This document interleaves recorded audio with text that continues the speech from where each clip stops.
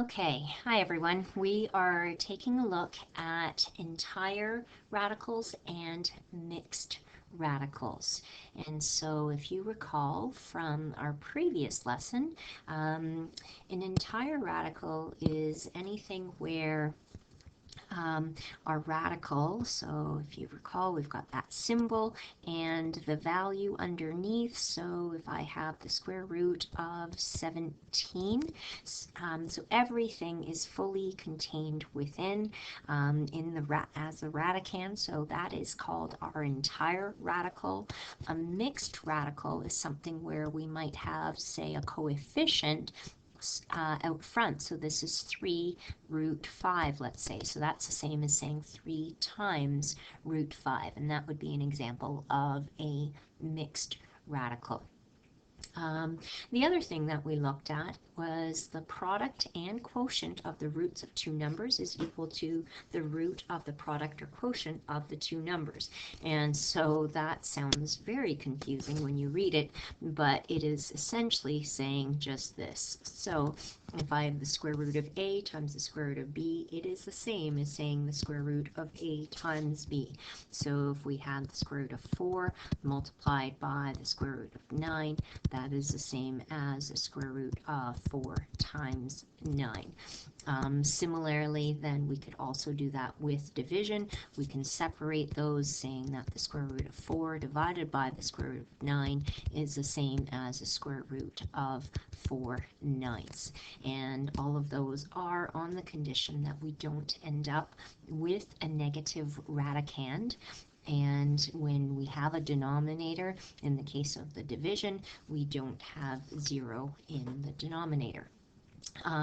So on the other hand, the sum or the difference, so addition and subtraction, you cannot separate them. So if they're together, you cannot split them up. If they're split up, you cannot combine them together. So the square root of 4 plus the square root of 9 does not equal the square root of 4 plus 9. Okay, so let's take a look. And why is this crucial for our understanding is that it allows us to then understand how we can switch between entire radicals and mixed radicals. So if we take a look at the square root of 24, we can rewrite square root of 24 as the root of 4 times 6 or root 4 times root 6. Similarly, the square root of 18 is root 9 times root 2, the root of 9 times 2, I was one step ahead, so root 9 times root 2. The square root of 11 quarters is the same as the square root of 11 divided by the square root of 4. And are there other options? Yeah, absolutely. Could you have taken the square root of 18 and made that the root of 6 times 3 and separated those out? Root 6 times root 3? Absolutely. But there are reasons that we've chosen those specific factors themselves, and we'll get to that shortly.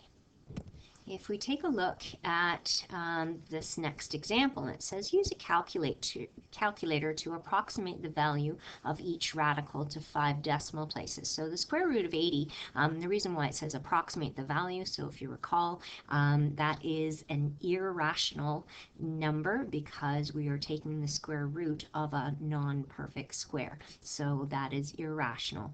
Our decimal is going to be non-repeating and non-terminating.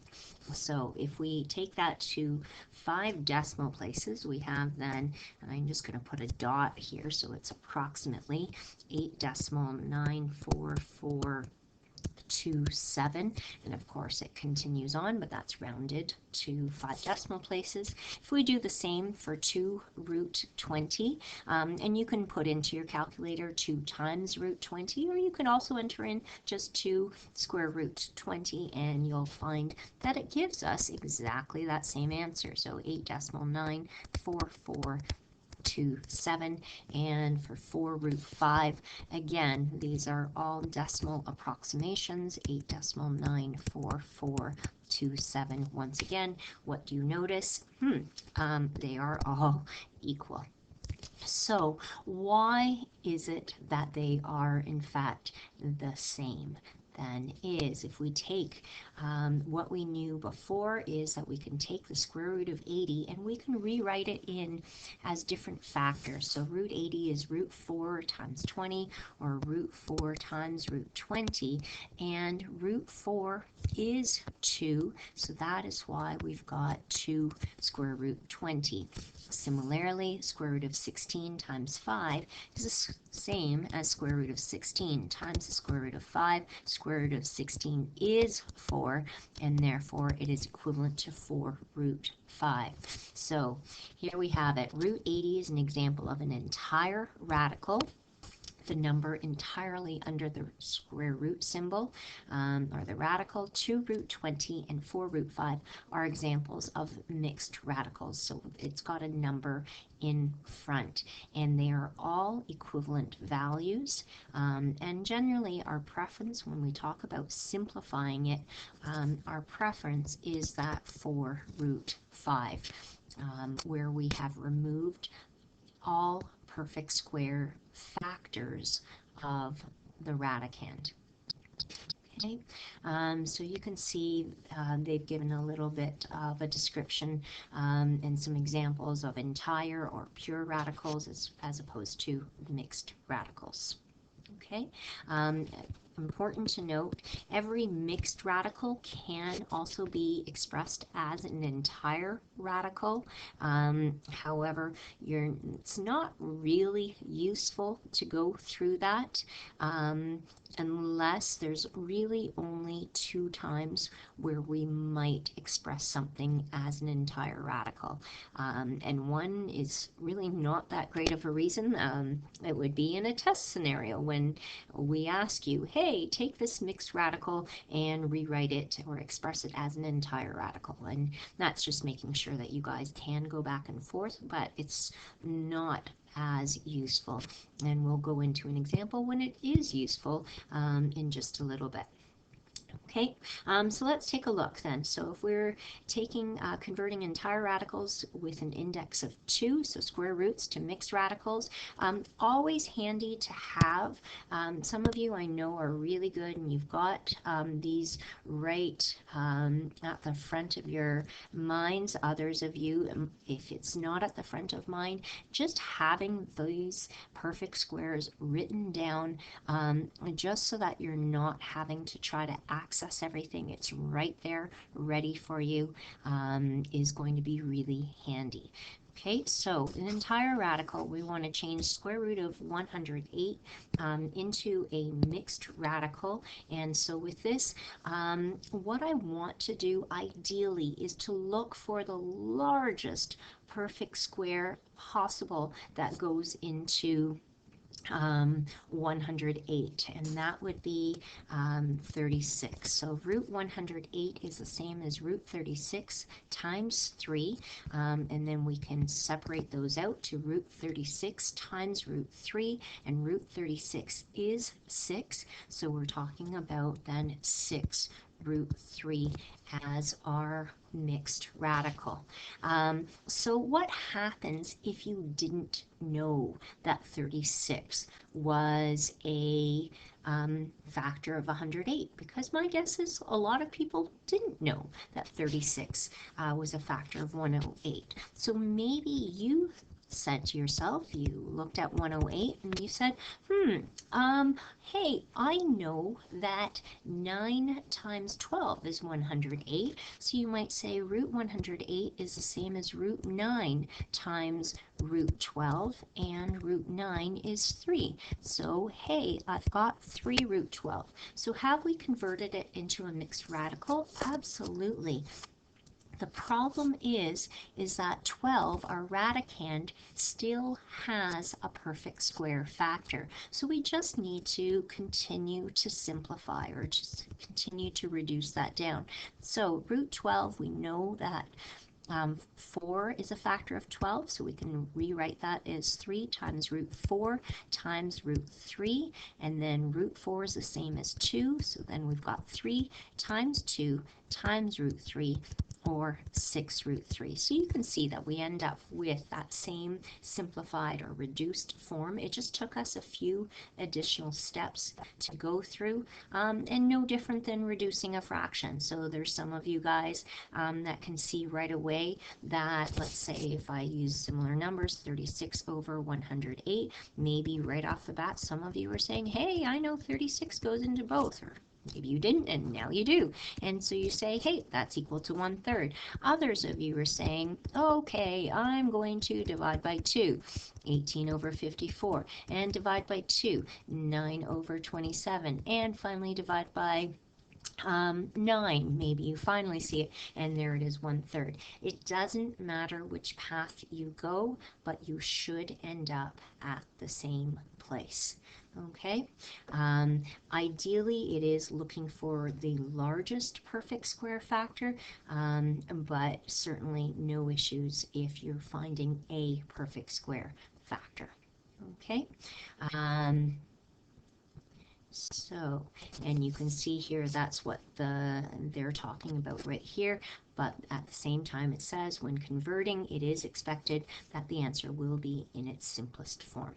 Okay, so let's take a look then, converting the following to mixed radicals in simplest form. So with root 50, I often have people say, oh, hey, what about root 10 times root 5? Are those factors of root 50? Absolutely they are. The problem is that neither of those are perfect squares. So it's not really useful for us. So rather than saying root 10 times root 5, we're looking at our list of perfect squares and we see that 25 is a better option. So we've got root 25, and you can rewrite it in multiple steps as so. At the same time, totally fine if you leave out that first step and just say root 50 is root 25 times root 2, which is equal to 5 root 2. And my strong suggestion is for now that you include that first step in there, because oftentimes people forget that, and I get a lot of 25 root 2, which would be incorrect. Okay, as well, when you're saying it, again, giving your brain those little cues rather than saying, oh, root 50 is 25 times 2. Say to yourself, it's root 25 times root 2. Root 25 is 5. Okay, so let's, why don't you hit pause and try the next two on your own then. Okay, taking a look at B, root 45 is root 9 times root 5, because 9 is a perfect square that goes into 45, and so root 9 is the same as 3, so that's why I've got 3 root 5. Similarly, so root 320, so you can see on the right here I have root 64 times root 5, and that's much shorter than the other way about it, but my guess is a lot of people don't recognize that root 64 is a factor of root 320. So perhaps most people, or a lot of people, would see, they know that 16 goes into 32, therefore root 16 goes into root 320, root 20 times.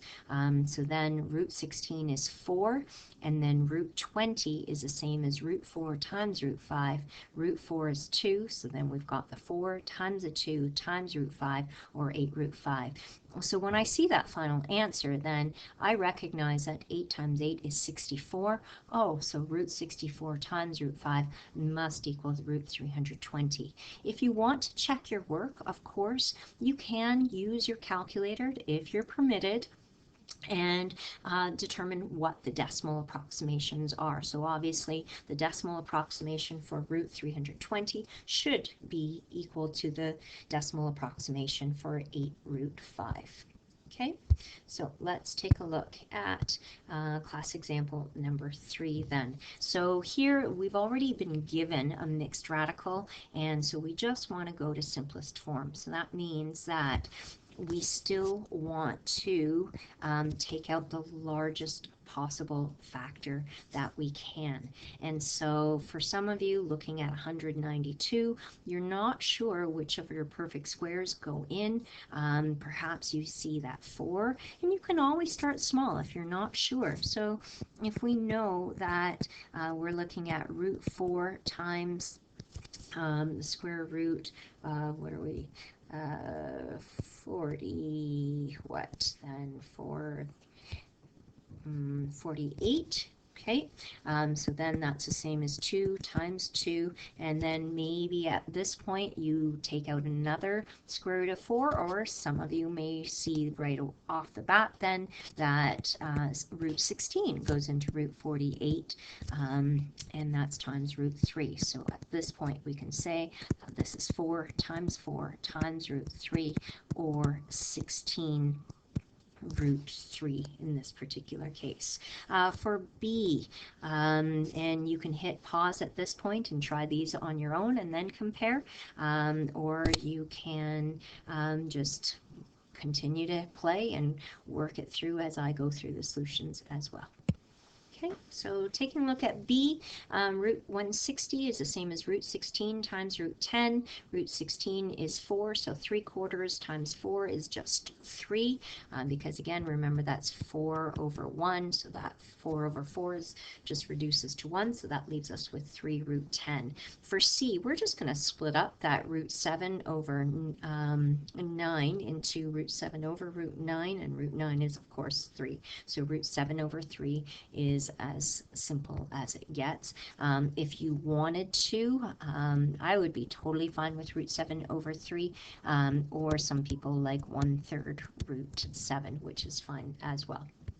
Okay, so converting it back into an entire radical, so if we're taking 3 root 14, then we're saying, okay, well, if that 3 was a perfect square, 3 is the same as the square root of 9, so we've got root 9 times root 4, or the root of 9 times 14. Sorry, I said 4, it's 14. And so then we are looking at simply as an entire radical, then or square root of 126. And to check, we can go through and use our calculator and look at those decimal approximations as well.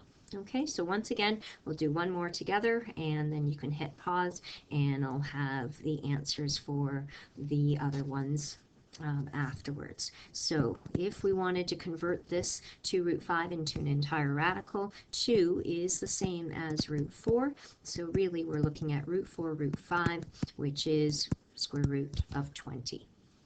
Okay, I'll do the A from class example number 5 as well. So 3/2 times root 8. So 3/2 is the same as root of 9 over 4. So you're just having to square that coefficient that is out front and putting that into the radical position. So in this particular case, you can certainly you can multiply across and have, because that's the same as 8 over 1, 72 over 4, and reduce, or some of you are quite comfortable with reducing those fractions when we multiply.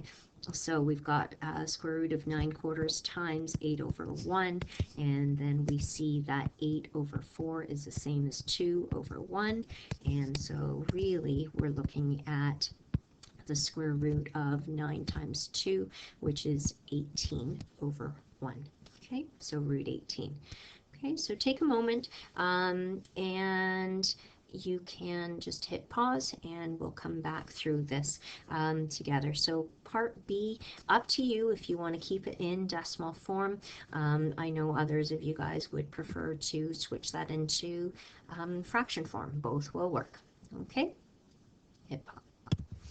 Okay, if we take a look at 4 root 7, 4 is the same as root 16, so we've got root 16 times root 7, or root 112. 10 is the same as root 100, so root 100 times root 6 is root 600. Moving down to B, so I am doing this using mental math, so I opted to switch it into a fraction. So 0.4 is the same as 4/10 times root 50, or squaring 4/10 is 16 over 100, so root 16 over 100 times 50 over 1, and then 50 over 100 is 1 over 2. 16 over 2 is the same as 8 over 1, so we're just looking at square root of 8. Last one, we've got that negative outside, and so what happens is if you square -5, you definitely end up with root 25, and so you'd have root 25 times root 7, which is root 175. But the problem is, if I was to ask you to simplify the square root of 175, you would never be able to get back to that negative, because that radical symbol tells us to take the principal square root, meaning the positive only. So if we want to maintain value, I have to hold on to that negative. So it just ends up being a coefficient out front then.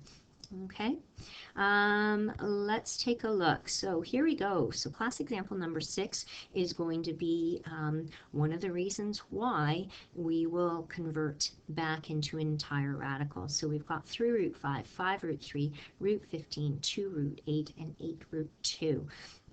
And so without a calculator, how do we put them in order? So if I was, let's just simplify it for a second. If I was to ask you which is greater, root 14 or root 15, I think everybody recognizes that the square root of 15 is going to be greater. Because they're both entire radicals, it makes it very easy to compare. So hit pause, convert them all into entire radicals, and then go ahead and put them in order, remembering that when you put things in order, please always order the originals, okay, meaning the mixed radicals. Okay, so 3 root 5 is also known as root 45, 5 root 3 is root 75, root 15 is already an entire radical, and then we also have root 32 and root 128, and then you can see it's asking us to go from greatest to least. So our greatest is root 128, or 8 root 2, followed by root 75, or 5 root 3, and then 3 root 5, or root 45, then 2 root 8, root 32, and then root 15. Okay, let's take a look at class example number 7, and it says use the Pythagorean theorem to determine the exact length of AB and express the answer as an exact value in simplest mixed radical form, also as a decimal to the nearest hundredth. Okay, and so this is one of those reasons why we learn to simplify radicals. Okay, so we can give exact values. So in the future, grade 10, grade 11, grade 12, you're going to be looking for that term exact, and that means that you cannot use decimal approximations. Okay, so if I want to find length AB, some of you might consider maybe this angle BAC looks like a 90-degree angle, but we don't know that for sure, and so I can't make that assumption. I can't draw in that little square. That would be incorrect because I'm making an assumption that isn't true. However, if I know that angle BDA or ADB is 90 degrees, it's also reasonable to say that ADC is 90 degrees. So I don't have enough information in this triangle ABD. However, I can find length AD using Pythagorean theorem. So we know that a squared plus b squared equals c squared, or let's just write this out for good communication. So AD squared plus CD squared will equal AC squared. So AD squared plus 8 squared is equal to 12 squared, for AD squared is going to equal to 12 squared minus 8 squared, or AD squared will be 144 minus 64, so AD squared is equal to then 80, and AD must then equal the square root of 80. And we can simplify that, but at this point I'm actually just going to leave it for the moment because I've got some additional operations to do, and so if it serves me well I will simplify that after. So let's look at then in triangle ABD. Then I know that AD squared plus BD squared will equal to AB squared. So AD is the square root of 80, and I'm going to square that, plus 6 squared is equal to AB squared. So the square root the square root of 80 squared, if you think about it, makes sense that if you square root it and then square it, they kind of cancel each other out because they're opposite operations. So then that's just going to be 80. Even if you look at this, 80 squared is 80, and if I can also just substitute it in from here, plus 36 is equal to AB squared, and so 80 plus 36 is 116, is equal to AB squared, meaning that AB is equal to the square root of 116. And if we want to write that in simplest radical form, so again, I don't have my calculator here, although I'll need that shortly to come up with the decimal. So I do know I do know a perfect square that goes into 116, and that's going to be 4. So let's start there. So we've got root 4 times root 29, I believe. And so then that would AB then is equal to 2 root 29, and because 29 does not have any perfect square factors other than 1, that is going to be our exact value. So let's take a look then. If I was to convert that into a decimal, so 2 root 29 is equal to approximately 10.77 rounded to the nearest centimeter, or sorry, there's no units, so rounded to the nearest hundredth, and I'm just going to write then units since there's no indication of what the units are other than that. Okay, so please let me know if you have questions, and then complete the assigned questions.